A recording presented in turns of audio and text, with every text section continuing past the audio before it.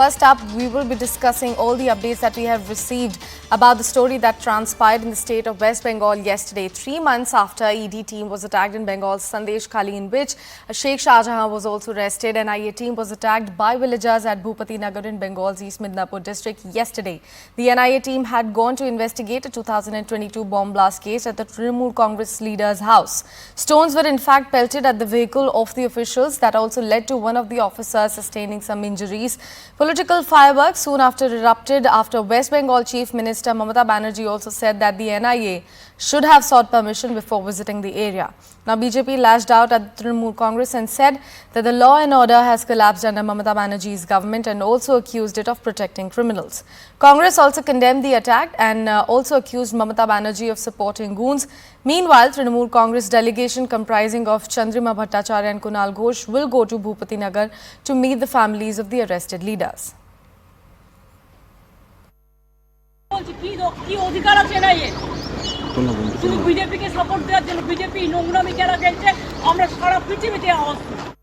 पर एजेंसी के ऊपर ऐसा हमला स्पष्ट दिखाई दे रहा है। पश्चिम बंगाल में कानून व्यवस्था बोल के कुछ नहीं है। पश्चिम बंगाल में ममता बनर्जी शासन का नाम पर एक तानाशाही चला रहा है और एक उग्रवादी लोगों के ऊपर पश्चिम बंगाल का भविष्य छोड़ दिया। मैं कोई तर्क नहीं दे सकते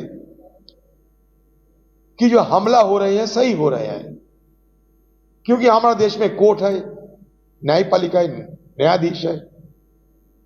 इनका खिलाफ अगर कोई शिकायत रहे तो कोर्ट में जाना चाहिए। I am aware of that.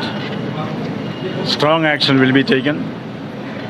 This tendency of intimidating the investigating agencies is deplorable, will not be allowed, cannot be allowed. We will deal with it with an iron hand. Trinamool Congress की सबसे बड़ी नेत्री ममता बनर्जी जी आकर उसे justify करती है और कहती है कि ये हमला होना बिल्कुल ठीक है और टाइमिंग और दूसरी चीजों पर सवाल उठाते हुए एक प्रकार से इन हमलावरों को पूर्ण तरीके से क्लीन चिट देती है। पहले तो ये सीबीआई, ईडी, एनआईए, इसका जो ऑफिसर्स है, जो लोग भाजपा के लिए पॉलिटिकली मोटिवेटेड वे से काम कर रहा है, अगर इलेक्शन कमीशन को हटाना है स्टेट का ऑफिसर्स को, तो एनआईए का ऑफिसर्स को भी हटाना चाहिए। हम लोग इतना शर्मिंदगी फेस कर रहे हैं पश्चिम बंगाल के नागरिक होकर। कुछ दिन पहले हम लोग देखे थे जब ईडी ऑफिशियल्स आए थे, तब शेख शाहजहां संदेश खाली का जो गुंडा और ममता बनर्जी के भाई वो गुंडा बाहिनी लेकर और ईडी ऑफिशियल्स के ऊपर हमला किए, उनका सर फोड़ दिए।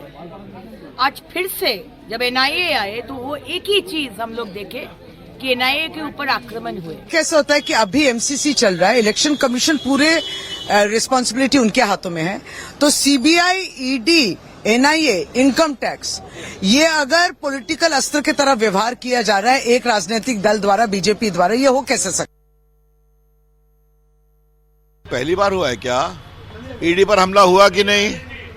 और सोना खाली की सच्चाई सामने आई कि नहीं आई? महिलाएं कितनी तंग होती थी, उनके साथ अमानवीय व्यवहार होता था, और ऐसे एनआईए का हमला हो रहा है क्योंकि आतंकवाद जुड़े लोग पकड़ती है तो उन पर हमला होता है। तो क्या ईडी, क्या सीबीआई, क्या आतंकवादी, सबको वहां संरक्षण मिलता है। यही तो है ममता जी का बंगाल। एक्चुअली क्या है ना कि स्टेट पुलिस ये सारे घटनाओं को अंजाम देती है। स्टेट पुलिस क्रिमिनल को ऑर्गेनाइज करती है, उनको सेफ पैसेज देती है, और ये अटैक जो होता है उनको ये एश्योरेंस दिया जाता है तुम कुछ भी करोगे हम लोग तुमको सेव कर लेंगे। तो इसीलिए मनोबल जो है तृणमूल कांग्रेस के जो क्राइम जोन कंट्रोल करने वाले लोग हैं, उनके दिमाग में ये रहता है कि हमारा कुछ नहीं होगा, एनआईए आएगी चली जाएगी, सीबीआई आएगी चली जाएगी, ईडी आएगी चली जाएगी, हमको जो करना है हम करेंगे, हमारी जो सरकार की पुलिस है वो हमको सुरक्षा देगी।